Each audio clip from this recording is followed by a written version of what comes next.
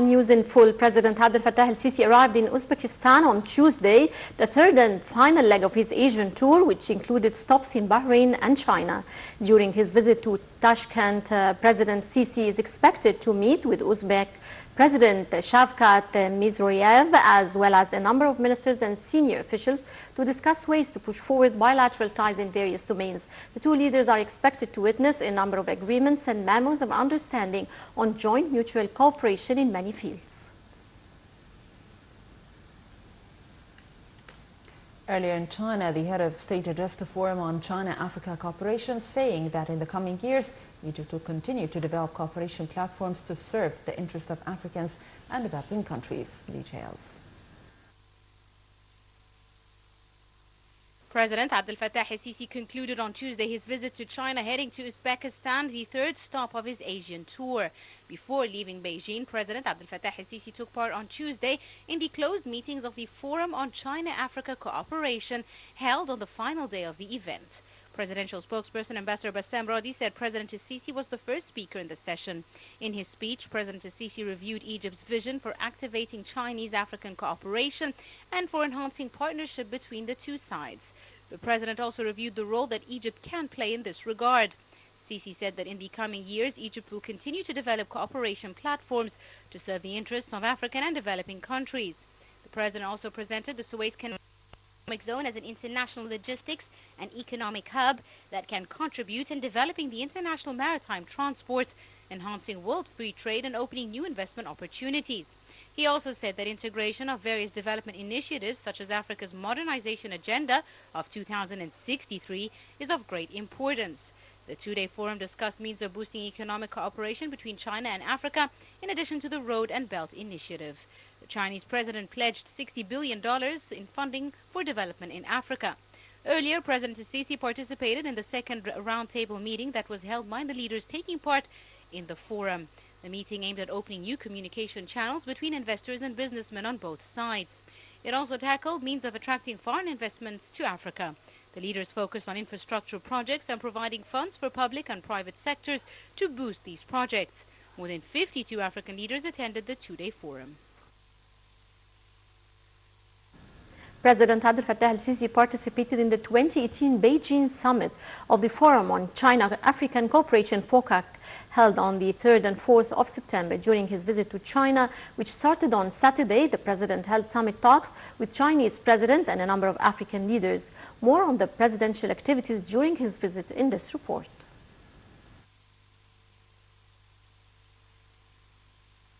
President Abdel Fattah Elissi participated in the 2018 Beijing Summit of the Forum on China-African Cooperation, FOCAC, held on the 3rd and 4th of September.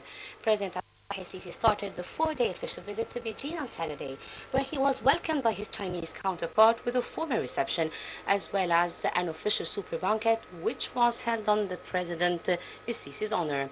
President Elissi held summit talks with the Chinese President Xi Jinping and a number of Chinese high-ranking officials. Elissi and Jinping signed several agreements and memoranda of understanding in various fields. The head of state welcomed upgrading mutual ties with China to the level of comprehensive strategic partnership. For his part, Jinping stressed his full support to Egypt in its battle fighting terrorism and restoring regional stability in the Middle East, and he also hailed the country's successful economic program.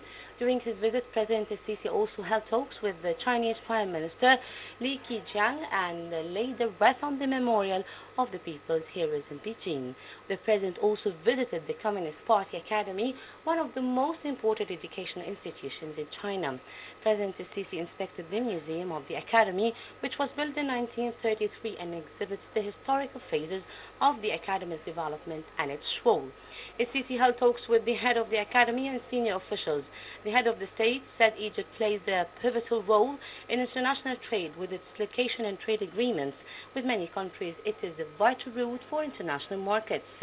He also added that Egypt has attracted foreign investment by facilitating the establishment of the investment projects in the country and by founding infrastructure and developing harbors. On the sidelines of his visit, ElSisi witnessed the signing of a number of cooperation agreements with the Chinese companies for implementing projects in Egypt.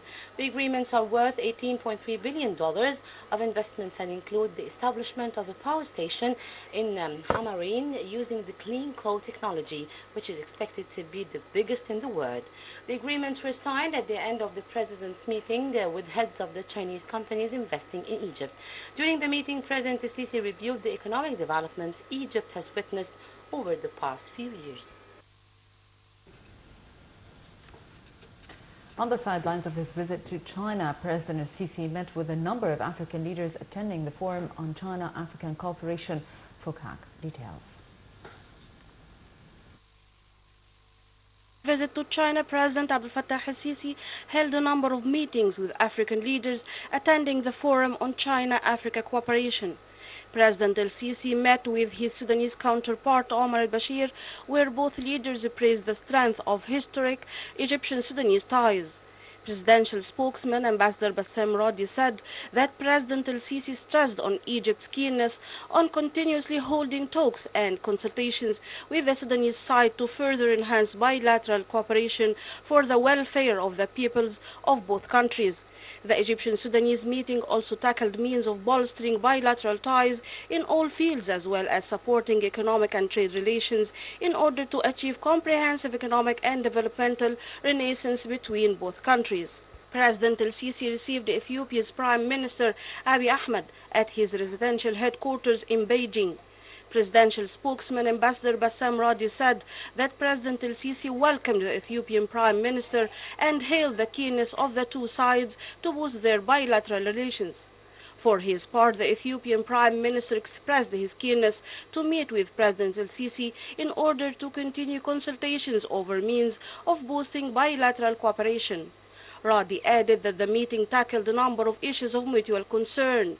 He said that the two leaders expressed keenness to reach an agreement regarding Ethiopia's Renaissance Dam. President ElSisi also met with his Somalese counterpart, Mohammed Abdullah Farmago. During the meeting, President ElSisi stressed that Egypt honors its historic ties with Somalia and is keen on the interests and welfare of the Somali people within the framework of the united, stable and strong nation.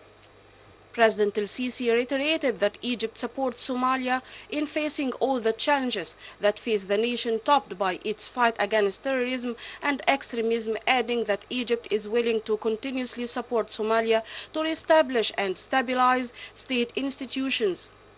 President ElSisi also asserted that Egypt is keen on enhancing bilateral cooperation with Somalia, especially in the fields of economy, trade, and the training of Somali technical cadres. For his part, Somali President Farmago stressed that the nation is keen on further boosting its cooperation with Egypt in all domains. The Somali president praised the historic role played by Egypt in supporting and providing aid to Somalia. The talks also tackled means of boosting bilateral ties and the recent domestic developments in Somalia. Earlier, President Abdel Fattah Elissi met with South Sudanese President Salva Kiir at his residential headquarters in Beijing. Presidential spokesman Bassem Radi said that during the meeting, President ElSisi said that Egypt is keen on developing cooperation between the two countries, offering aid and technical support to the African country. During the meeting, ElSisi also asserted Egypt's keenness on supporting the South Sudan's government and people to achieve a peaceful political settlement.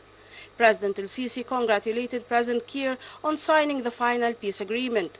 He also confirmed Egypt's support for the National Dialogue Initiative concerning resolving the conflict and achieving national settlement.